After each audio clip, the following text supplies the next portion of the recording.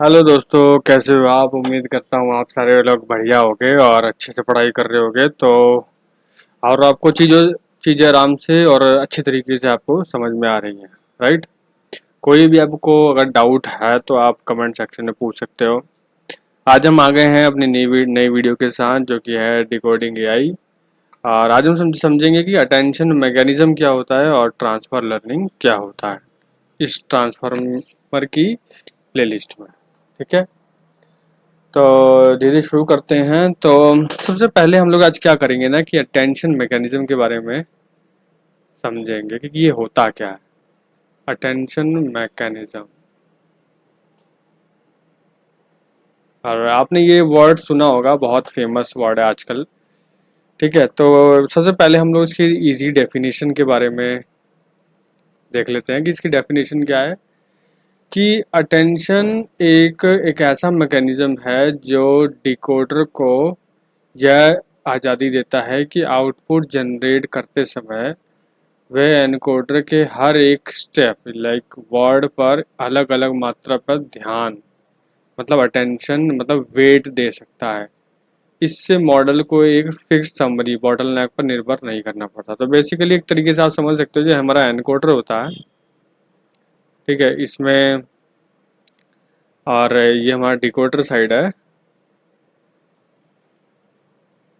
तो हम लोग इसमें कितने सारे हम लोग वर्ड्स एंटर करते हैं इसमें, और वो हमारे पास डिकोडर में जाता है, राइट? तो अटेंशन मैकेनिज्म क्या होता है कि हमारा यहाँ पे एक अटेंशन मैकेनिज्म का एक ब्लॉक होता है जो कि डिकोडर को कहता है कि जितने भी एनकोडर से आए हुए हमारे वर्ड्स हैं उस पर फोकस करके डिकोडर को देता है, राइट? इसको अच्छी तरीके से हम लोग समझेंगे तो मैं आपको इसको अच्छे से डिटेल में अगर समझाऊँ तो एक डायग्राम से बताना चाहूँगा। एक डिटेल डायग्राम हम लोग यहाँ पे बना लेते हैं। मान लो कि जैसे कि 1 2 3, ठीक है। और यहाँ पे हम लोग कोई वर्ड एंटर करेंगे, जैसे कह सकते हो कि आई लव एआई, ठीक है। और अगर डिकोडर में अगर हम बात करेंगे, ये हमारा हो गया एनकोडर, एक तरीके से आप समझ लो, ठीक है। ये हमारा हो गया एनकोडर। और अगर डिकोडर की बात करें तो यहाँ पे डिकोडर हमारा हो जाएगा जिसमें भी आउटपुट आएगा हमारा। तो ये हो गया हमारा डिकोडर। तो यहाँ पे बेसिकली क्या होता है, एक अटेंशन मैकेनिज्म हमारा बीच में काम करता है, ऑलराइट। तो जैसे अब हम लोग अटेंशन मैकेनिज्म बेसिकली, और जो हमारा ट्रांसफार्मर है, मान लो ये ट्रांसलेशन कर रहे हैं हम लोग यहाँ पे, ठीक है। यहाँ पे हमारी ट्रांसलेशन हो रही है, क्या हो रही है? ट्रांसलेशन हो रही है, राइट।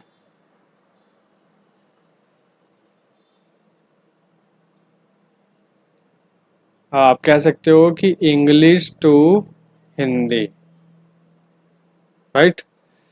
तो यहाँ पे कैसे क्या हो, इसका आउटपुट आएगा। अब पर देखो, अब डिकोडर को क्या करनी है ना, डिकोडर करनी है प्रिडिक्शन, ठीक है। अब अटेंशन मैकेनिज्म कैसे काम करता है मैं आपको बताता हूँ। तो जैसे हम लोग बोलते हैं कि आई, सबसे पहले इसका, अब आपको पता है हिंदी में इसका अगर हम लोग ट्रांसलेशन करें इस वर्ड, इस आई लव आई का, तो मैं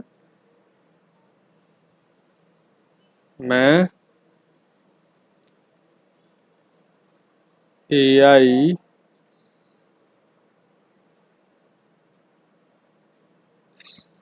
से प्यार करता हूँ, राइट। ये हमारा एक तरीके से आप कह लो कि ये हमारा आउटपुट होगा, राइट। तो जब ये मैं को जब ये प्रिडिक्ट करने वाला था, तो अटेंशन मैकेनिज्म ने इसको क्या बोला कि जब ये पहली प्रिडिक्शन ही करने वाला था, राइट, तो अटेंशन मैकेनिज्म ने बोला कि आपको सारे जो इसके वर्ड आ रहे हैं उस पर फोकस करने की ज़रूरत नहीं है। अगर आपको मैं प्रिडिक्ट करना है, ये वाला वर्ड अगर प्रिडिक्ट करना है, तो उसने कहा कि आप इस वर्ड पे फोकस करो, आई। तो उसने क्या करा है कि इसकी वेट्स को बढ़ा दिया। जैसे मान लो इसकी वेट कर दिया 2, बाकियों की कम कर दिया 1 1, राइट। तो मैं का प्रिडिक्शन आ गया। और अगर दूसरी AI, अगर नेक्स्ट वर्ड को प्रिडिक्ट करना है AI, तो अटेंशन मैकेनिज्म बोलेगा कि जो जो सबसे लास्ट वर्ड है इसकी वेट्स को बढ़ा दो और बाकी को कम रखो, राइट। तो फिर यहाँ पे AI प्रिडिक्ट हो जाएगा। से प्यार करता हूँ।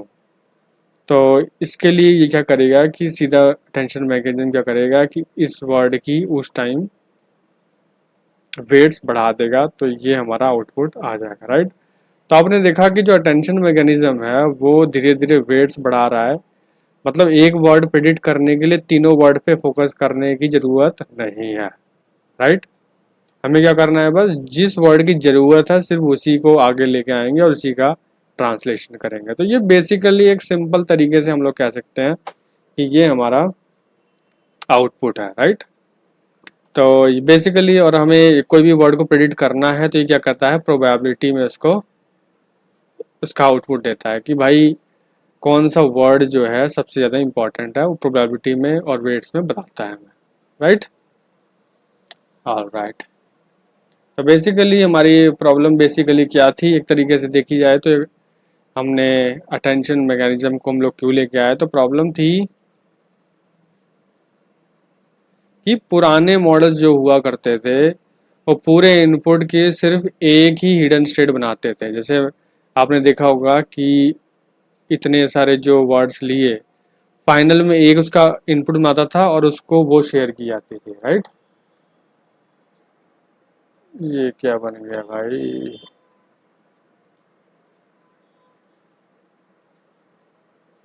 हाँ। और वो हमारे डिकोडर को शेयर की जाती थी। तो सारा जो दारोमदार था भाई वो इस वाले कंटेक्स्ट में ही था। ये हमारी सबसे बड़ी प्रॉब्लम थी। तो हमने इसका सॉल्यूशन कैसे किया, सॉल्यूशन हमने किया कि टेंशन में एनकोडर हर स्टेप पर एक हिडन स्टेट आउटपुट करता है, ठीक है। और जो हमने देखा कि यहाँ पे हमने सोल्यूशन कैसे किया कि हर वर्ड का एक स्टेट बनेगा, ठीक है। उसका उसका मीनिंग रहेगा उसमें, और अटेंशन मैकेनिज्म उसको प्रिडिक्शन के टाइम उसको उसको समझ समझ के उसका यूज करेगा, ठीक है। तो थर्ड चीज है हमारा प्रायोरिटाइजिंग स्टेट।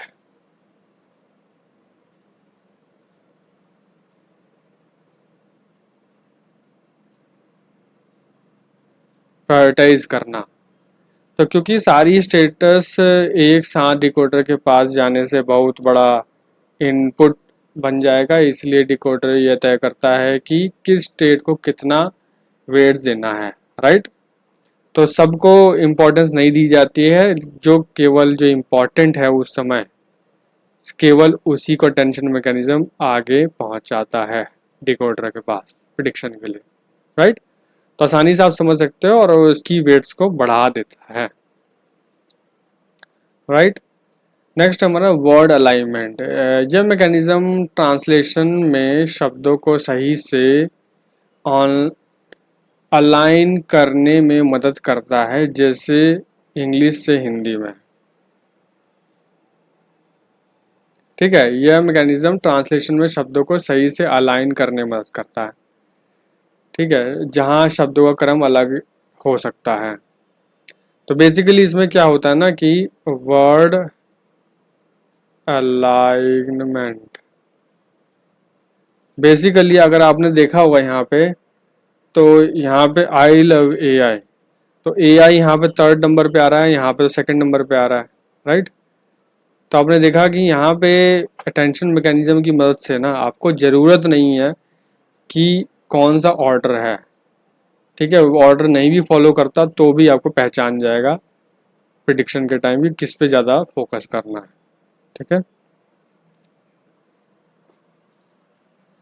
तो ये था हमारा टेंशन मैकेनिज्म, जिसको हमने बहुत आसान तरीके से समझा। ऑलराइट, तो अगर आप कहो तो मैं थोड़ा सा और इजी तरीके से उसको बताना चाहूँगा। ठीक है, और भी इजी तरीके से इसको अगर हम समझें तो हम कह सकते हैं कि एनकोडर स्टेट्स, तो एनकोडर के स्टेट्स होते हैं जैसे 1, 2, 3, 4। स्टेट्स मतलब जो भी आपने यहाँ पे वर्ड डाले हैं उसका मीनिंग स्टेट्स के अंदर होता है। राइट, तो ये जो आपके इनपुट्स के अलग अलग हिस्से या शब्द हैं। ठीक है, तो ये आपके हिस्से शब्द हैं। हर स्टेट में उस शब्द की पूरी जानकारी और मीनिंग होती है इसमें। तो हमारे जो भी स्टेट बने हैं ये, इसमें पूरी आपके एक तरीके से आप बोल सकते हो इसमें मीनिंग होता है। देखो मैं आपको एक चीज़ बताता हूँ, जितनी डिटेल में मैं बता रहा हूँ ना आपको, ये जो ट्रांसफार्मर है, ये एनकोडर डिकोडर, उतना डिटेल में आपको कहीं पे भी नहीं मिलने वाला यूट्यूब में। अगर आप देखोगे यूट्यूब में क्या है ना कि लोग भगाते ज़्यादा हैं प्लेलिस्ट। ठीक है, इंटरनल मीनिंग कोई नहीं देता। मैं तो ये बोल रहा हूँ कि मेरी प्लेलिस्ट अगर आप फॉलो कर रहे हो तो डायरेक्ट इंटरव्यू में जा सकते हो आप, कि भाई वहाँ जाके डायरेक्ट आप चीज़ों को वहाँ अच्छे तरीके से बता सकते हो।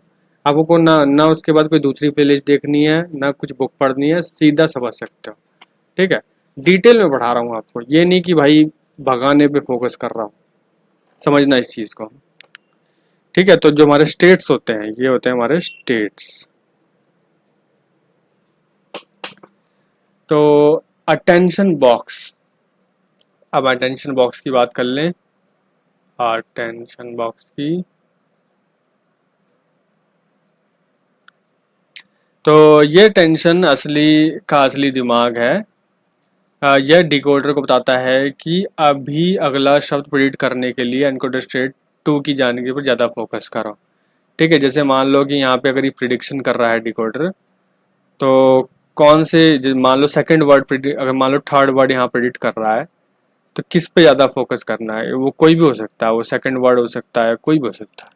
उसकी वेट्स को वो इंक्रीज कर देगा। राइट, तो वेट्स, तो बेसिकली आप देख सकते हो कि जिसकी जिसकी वेट ज़्यादा है वो ज़्यादा इम्पोर्टेंट हो जाता है, और जो जिसके वेट्स उस वर्ड्स के लिए इस वर्ड के प्रिडिक्शन के लिए कम रहते हैं वो कम इम्पोर्टेंट होता है। राइट, तो नेक्स्ट है वेटेड वेक्टर कंट्रीब्यूशन।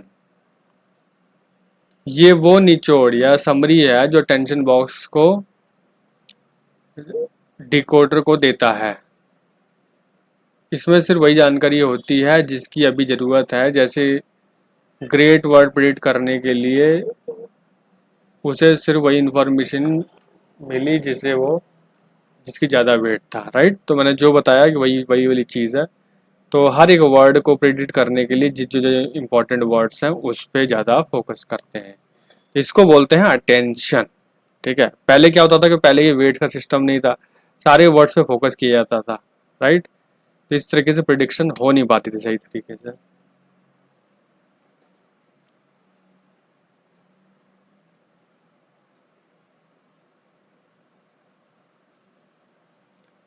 तो मैं आपको एक चीज़ और दिखाना चाहता हूँ। अगर हम वर्ड अलाइनमेंट के बारे में समझें, वर्ड अलाइनमेंट,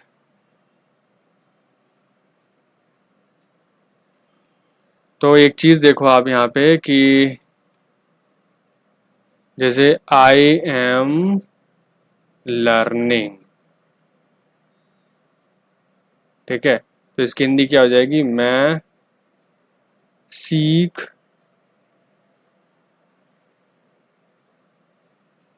रहा हूँ।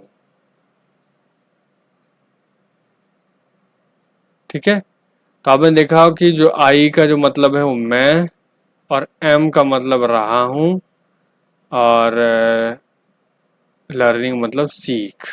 राइट, तो यहाँ पे आप देखोगे कि ज़रूरी नहीं है कि जो जो जो अलाइनमेंट ऑफ वर्ड्स है वो सेम हो, आगे पीछे भी इसमें हो सकता है। तो टेंशन मैकेनिज्म हम लोगों को इसको अच्छी तरीके से समझ जाता है। तो टेंशन की वजह से मॉडल समझता है कि सीख का मतलब लर्निंग है, भले ही वाक्य में उसकी जगह बदल गई हो। ठीक है,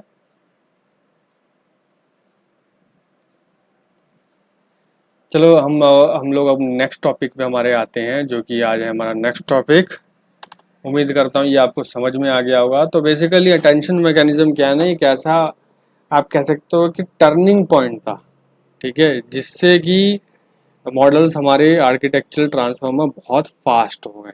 ठीक है, बहुत टर्निंग पॉइंट है, बहुत बड़ा पॉइंट था ये वाला। ऑलराइट, तो अब हम लोग आते हैं हमारे नेक्स्ट टॉपिक में। हम लोग नेक्स्ट टॉपिक में बोल सकते हैं कि जो सेकंड टॉपिक आज हमारा है वो रहेगा self attention and transfer learning. Right, transfer learning. तो अगर इसके हम डेफिनेशन की बात करें तो ये इसका ऐसा जाएगा कि ट्रांसफर लर्निंग की अगर डेफिनेशन बताएं हम, तो कुछ इस तरीके से समझ सकते हैं कि ठीक है, तो इसको हम लोग कह सकते हैं कि जैसे कि फॉर एग्जांपल यह एक यह एक ऐसी तकनीक है, यह एक ऐसी तकनीक है जहां हम एक मॉडल को पहले एक बहुत बड़े और सामान्य टास्क पर ट्रेन करते हैं। जैसे कि आपने का मॉडल है आपका एक, ठीक है, उस पर उसको क्या करते हैं, सबसे पहले ट्रांसफर लर्निंग बता रहा हूँ आपको। ठीक है, ट्रांसफर लर्निंग में क्या होता है कि एक बहुत बड़े डेटा सेट पे इसको पहले ट्रेन किया जाता है, बहुत बड़े डेटा सेट पे। ठीक है, जिसको हम लोग बोलते हैं प्री ट्रेनिंग। ये हमारा हो गया प्री ट्रेनिंग।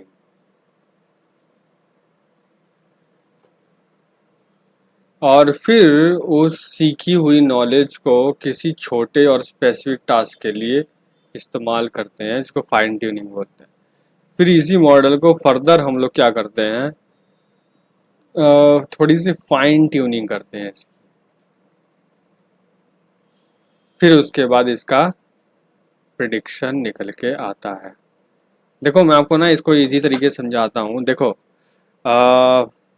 जैसे मान लो कि आपने बचपन में आपने साइकिल चलाना सीखा ही होगा, राइट। साइकिल चलाना आपने सीखा होगा बचपन में। हाँ, तो बेसिकली हुआ क्या ना, अगर साइकिल चलाना आपको आ गया, ठीक है, इसको हम लोग बोल रहे हैं एक तरीके से आपके मॉडल में बड़ा सा डेटा सेट फीड किया गया। साइकिल चलाना आपसे सीख लिया, बहुत कुछ बड़ा चीज़ सीख लिया, ठीक है। उसके बाद अगर आपको बाइक चलानी सीखनी है, राइट, अगर बाइक चलानी आपको सीखनी है तो वो बेसिकली आपको क्या करना पड़ेगा, ये बाइक कम घोड़ा ज़्यादा बन गया सॉरी। तो बेसिकली क्या करना पड़ेगा, बाइक बाइक से अगर आपको अगर आपको साइकिल से बाइक की तरफ जाना है तो आपकी वही साइकिल वाली ही लर्निंग काम आएगी, क्योंकि आपको बैलेंस बैलेंस करना और दो पहियों पे गाड़ी चलाना तो आपको आ ही गया। बस थोड़ी बहुत क्या करना है इसमें, थोड़ा बहुत और चीज़ें सीखनी है, जिसको हम बोलते हैं फाइन ट्यूनिंग। ठीक है, इसमें थोड़ा बहुत सीखना है, जैसे हो गया कि मोटर के बारे में सीख लिया, कैसे रेस देना है और कैसे ब्रेक लगानी है। ठीक है, ब्रेक तो खैर साइकिल में भी होती है, और बहुत सारी चीज़ें सीख रही है, तो ये फाइन ट्यूनिंग हो गई, राइट। तो बेसिकली आपकी क्या थी कि आपकी एक तरीके से आप कह सकते हो प्री ट्रेनिंग आपकी कहाँ हुई थी, वो जब साइकिल चला रहे थे तब हुई थी। और थोड़ी सी फाइन ट्यूनिंग आपकी कब हुई, जब आप बाइक चलाने से पहले आपकी थोड़ी फाइन ट्यूनिंग हुई, उसके बाद आप बाइक चलाना पूरी तरीके से सीख गए।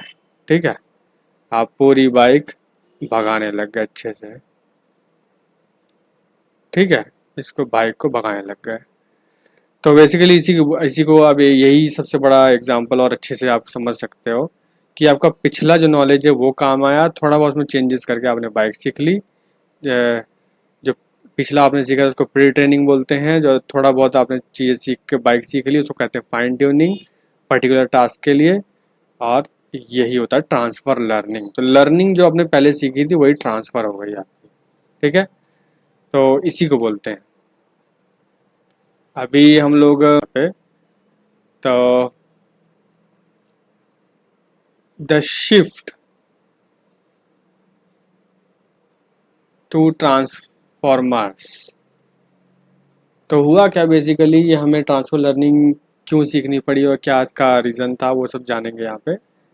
तो आरएनएन बेसिकली स्लो थे, जो हमारे आरएनएन थे वो थे स्लो, ठीक है। आरएनएन जो मॉडल हुआ करते थे स्लो थे काफ़ी। तो सीक्वेंशियल कैलकुलेशन करते थे। सीक्वेंशियल मतलब इसको आप एक एक वर्ड दोगे ना, एक एक वर्ड दोगे तो फिर एक एक प्रिडिक्शन वो देता था, ठीक है। एक एक वर्ड एक एक प्रिडिक्शन, मतलब जितने वर्ड उतनी प्रिडिक्शन, होता उतना समय। तो पर ट्रांसफॉर्मर जो हमारे ट्रांसफॉर्मर थे उनके साथ ऐसा नहीं था। ट्रांसफॉर्मर ने आरएनएन को पूरी तरीके से हटा दिया और सिर्फ सेल्फ अटेंशन का इस्तेमाल किया। तो बेसिकली जैसे ही ट्रांसफार्मर हमारे आ गए तो उसने आरएनएन को पूरी तरीके से हटा दिया और ये अटेंशन पे काम करते थे, ठीक है।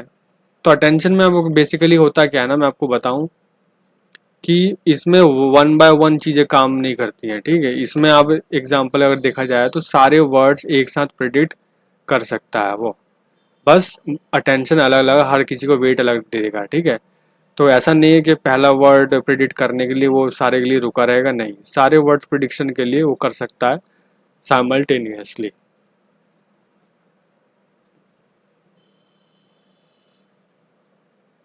दूसरा चीज़ है हमारा कह सकते हैं यहाँ पे सेल्फ अटेंशन, ठीक है, सेल्फ अटेंशन। तो यह नेटवर्क की सेम लेयर की सभी स्टेट्स पर एक साथ काम करता है, जिससे ट्रेनिंग बहुत तेज आती है। जैसे मैंने आपको बताया सेल्फ अटेंशन, राइट। जो अटेंशन होती है वो सारे वर्ड्स को एक साथ प्रिडिक्ट कर सकती है, राइट। तो थर्ड हमारा होता है, अगर देखा जाए इसमें ट्रांसफर लर्निंग में, तो बॉडी एंड हेड आर्किटेक्चर। तो बेसिकली इसमें एक माना जाता है कि बॉडी और हेड, जो इस मॉडल्स में जो हमारा मॉडल होता है, मॉडल में दो पार्ट माने जाते हैं।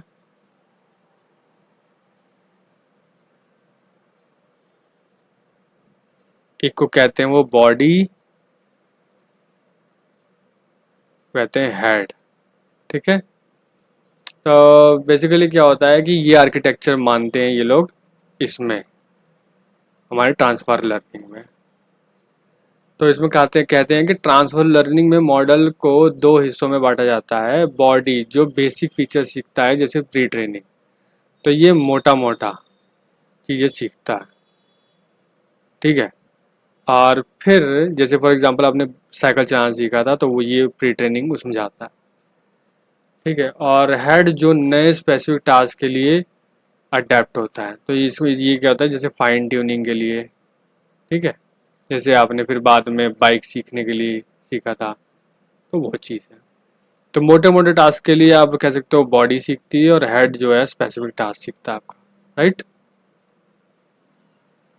और फोर्थ हमारा है ट्रांसफर लर्निंग में point, the big two. Big two क्या चीज़ है, 2018 में 2018 में दो बड़े मॉडल्स आए, जैसे कि कह सकते हो कि आप, एक था जीपीटी, ठीक है, जो कि सिर्फ डिकोडर यूज़ करता था हमारा, ये सिर्फ डिकोडर यूज़ करता था। और जो बर्ट हुआ करता था हमारा गूगल का, वो यूज़ करता था एनकोडर डायरेक्ट, केवल एनकोडर, सिर्फ एनकोडर। और जीपीटी यूज़ करता था सिर्फ डिकोडर, ठीक है। और मास लैंग्वेज मॉडलिंग पे काम करते थे, मास लैंग्वेज मॉडलिंग पे ये काम किया करते थे। इसके बारे में डिटेल में पढ़ेंगे यार, आप लोग कंफ्यूज मत हो, आप लोग डरो मत कि यार कौन कौन सी बड़ी बड़ी बातें यहाँ पे हो रही हैं। ठीक है। तो आपको दिखाना चाहूँगा कि कैसे कैसे चीज़ों को यहाँ पे रिप्लेस किया गया था। ठीक है, आप देखना एक बार, ये डायग्राम मैं आपको यहाँ पे पेस्ट करके दिखाना चाहूँगा।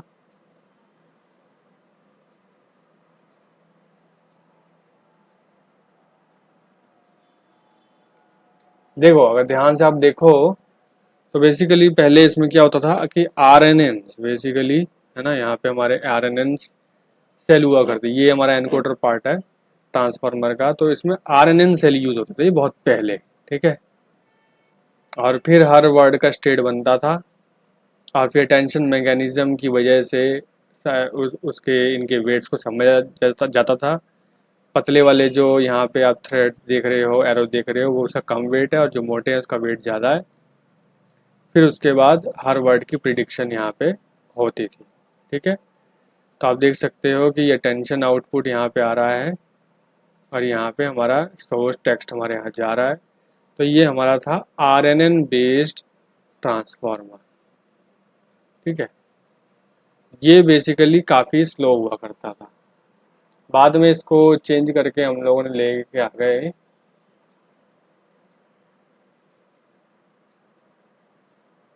बाद में ये चेंज होके आ गया ऐसे, आप देख सकते हो यहाँ पे जो आरएनएन की जगह आ गए हमारे फीड फॉरवर्ड न्यूरल नेटवर्क।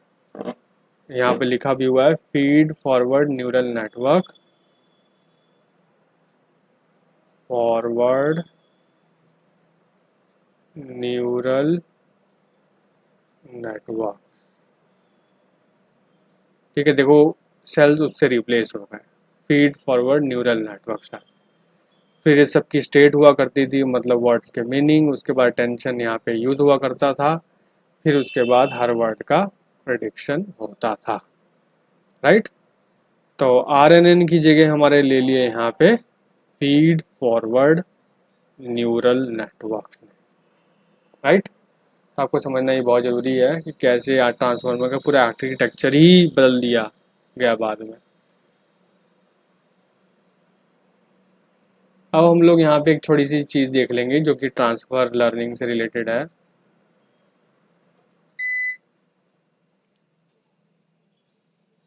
तो बेसिकली हम लोग समझेंगे कि यहाँ की डिफरेंस क्या है।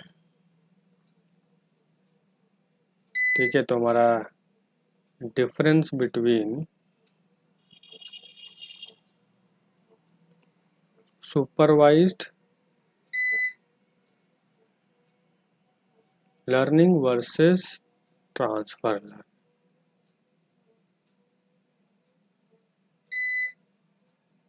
अगर आपने मशीन लर्निंग पढ़ी है तो सुपरवाइज लर्निंग आपने जरूर वहाँ पढ़ी होगी। राइट, तो सुपरवाइज लर्निंग बेसिकली क्या होता है, देखो ये सुपरवाइज बहुत ही बेसिक टास्क के लिए वो बना हुआ होता था। राइट, जैसे कि फॉर एग्जांपल अगर हम देखें, जैसे कि आपने डेटा लिया, ठीक है, आपने यहाँ पे डेटा लिया, बहुत सिंपल डेटा था। ठीक है, और अपने सुपरवाइज्ड मॉडल को आपने यहाँ पे ट्रेन किया। जैसे कि आप फॉर एग्जांपल कह सकते हो कि डॉग कैट का, ठीक है, डॉग कैट का डेटा था, ये आपने मॉडल को दिया।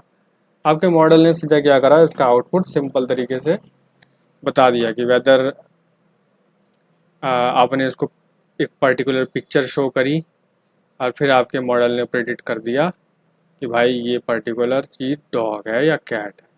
राइट, तो सिंपल टास्क हुआ करते थे, ये हमारा एक तरीके से आप समझ लो कि सुपरवाइज्ड लर्निंग,